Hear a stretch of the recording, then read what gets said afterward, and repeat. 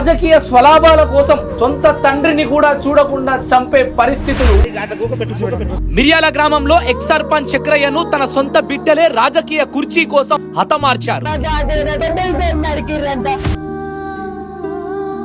ఇన్ని రోజుల నుండి అక్రమాలు బయటపడలేవు, ఏం జరుగుతలేదు, నాకు దగ్గర డబ్బు ఉన్నది, పైసు ఉన్నది, పలుకుబడి ఉన్నది అంటే చెల్లవు.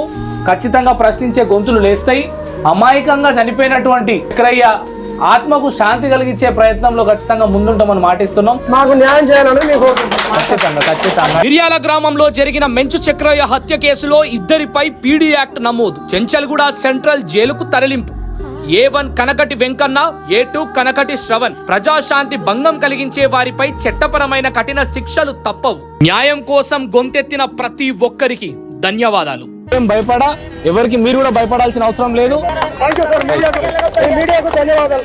వేదాన్ మీడియా ఎక్కడ అన్యాయం జరిగినా గొంతెత్తుతుంది. ప్రజల కోసం, ప్రజల వెంట, ప్రజలతో పాటు. నా నమ్మకం, నా ధైర్యం, నా యొక్క నిజాయితీ. నా వెంట మీరున్న నమ్మకం. జై హింద్, జై భారత్.